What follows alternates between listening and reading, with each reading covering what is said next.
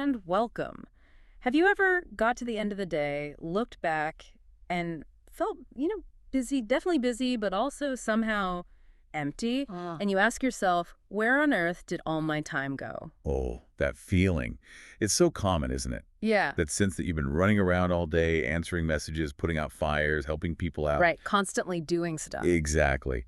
But when you finally stop, you look at your own goals, the big things you wanted to move forward on, and nothing.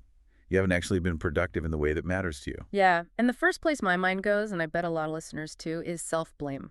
I'm just lazy, or I don't have enough discipline. Well, that's the common narrative. Yeah. But what we've been digging into suggests something else, something actually more empowering. Mm. It argues that time itself isn't really the enemy here. Okay. So what is? It's more about the noise, how easily we get distracted, how we let little things constantly pull us away from our real priorities, the things we say are important. Right. So our mission today is to unpack that. We're looking at some really practical, sometimes surprisingly small steps that can help us get back some control. Because reclaiming even a bit of that control over time, well, it seems to lead directly to better focus, better balance, and honestly, more peace. Definitely. So let's start by really diagnosing that pain point, that feeling of just running on empty. It often starts first thing, doesn't it? That feeling of rushing. You wake up late, maybe hit snooze one too many times. You see the clock, panic sets in, you're throwing clothes on, grabbing keys, maybe forgetting your lunch. You leave the house already stressed. And that initial rush, it just sets the tone. It kicks off this vicious cycle of exhaustion. You're running for the bus, maybe feeling tired before the workday's even properly begun. Yeah, you're starting behind. Exactly. So you spend the whole day reacting, answering this email, dealing with that urgent request, solving problems as they land in front of you. And then evening comes. You're drained, utterly spent. And that question pops up again. Seriously, what did I really get done today?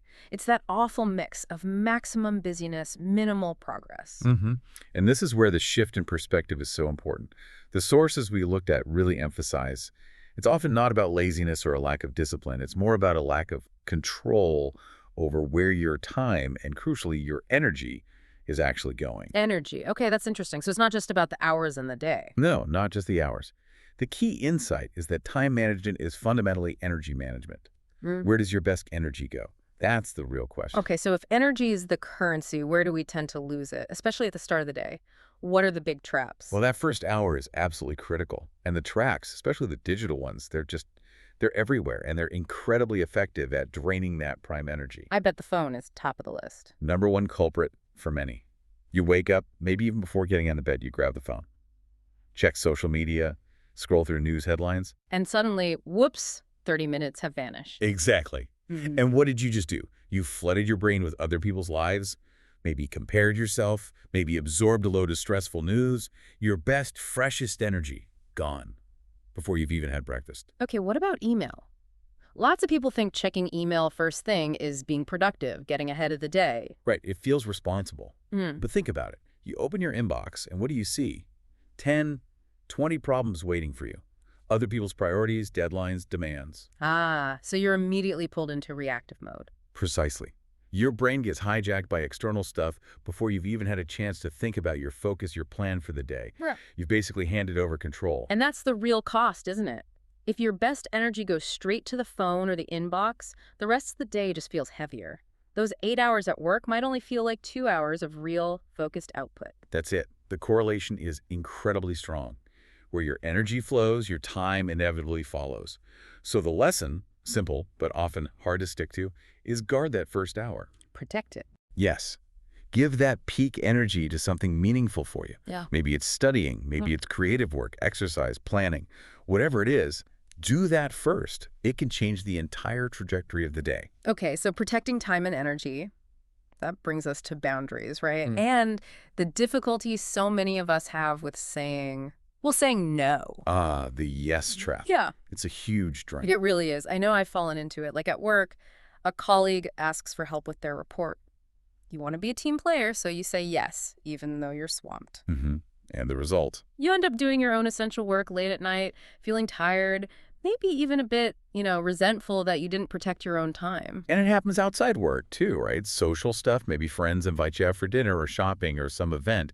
You don't really have the time or energy, but you say yes because you don't want to disappoint anyone. Exactly. And then what gets sacrificed? That hour you planned for English practice or reading that book or going to the gym, it gets pushed aside.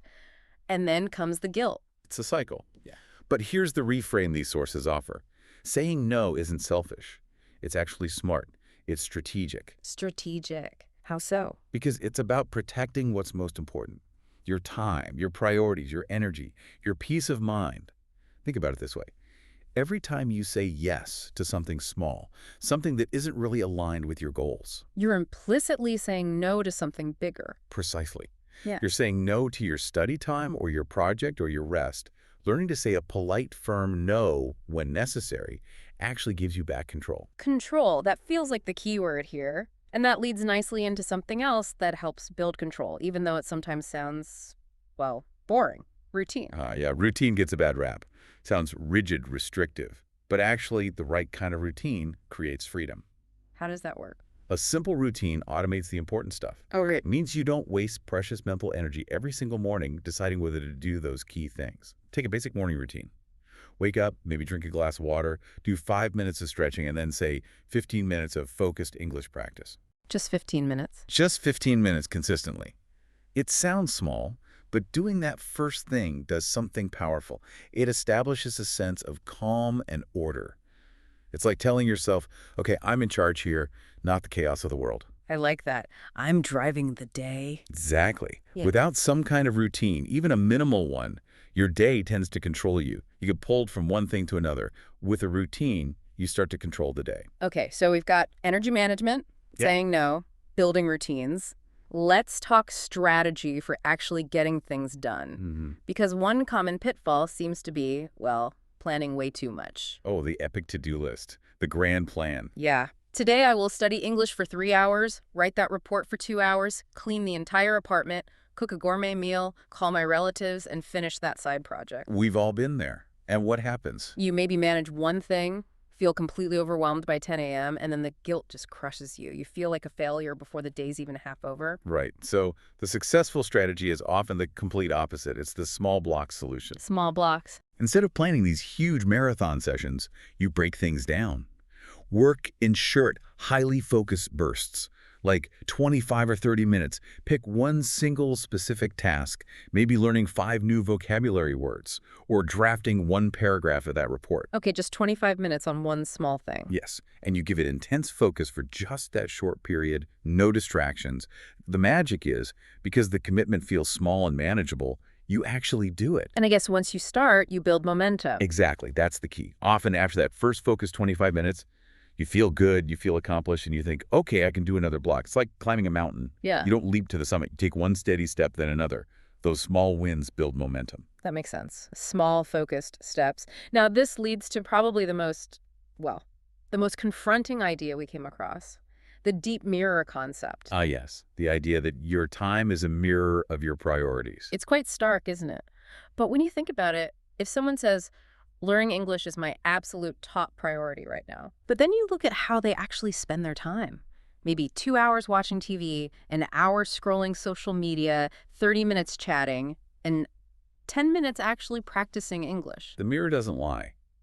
It reflects that their real practice priorities are maybe convenience, entertainment, social connection, not English, despite what they say. So the advice is, don't just listen to your words or intentions. Look at your calendar, look at your time log. Where does your time actually go? That reveals your true priorities. It's a powerful diagnostic tool, sometimes uncomfortable, but very revealing. So if getting a handle on time isn't just about ticking off tasks, what's the deeper payoff? Why does this matter so much?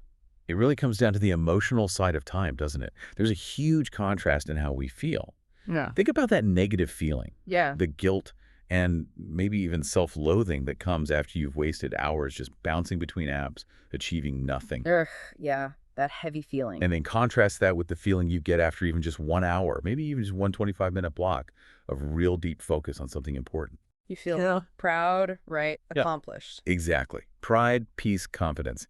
It's not just about getting the task done. It's about generating that feeling of self-respect. You showed up for yourself, for your goals. So good time management isn't just about productivity lists. It's fundamentally about building a life where you feel calmer, more confident. Yes, calmer, more confident, more balanced, more in control. That internal state of peace and self-respect, that's the real reward we're aiming for. That makes perfect sense. That feeling of confidence and peace, it echoes what we aim for in learning anything complex, like a language. It comes back to that focus and consistency. Mm-hmm. And as you start applying these ideas, you'll naturally be working with all those key concepts we've touched on. Shifting from being distracted to being focused, consciously setting priorities, managing your energy, building a helpful routine, staying consistent, and finding that balance. So to wrap up, we want to leave you, our listener, with just one small question to think about this week. It's based on that mirror principle that your time reflects your true priorities. The question is this: what one small, maybe just 25-minute block of time can you consciously protect this week? Protect it fiercely, dedicated to starting that thing you say is a priority. Just one small block to start reflecting the life you actually want. Start there. Protect that focus. See what momentum it builds. Great advice. Take care, everyone, and we'll see you next time for the Deep Dive.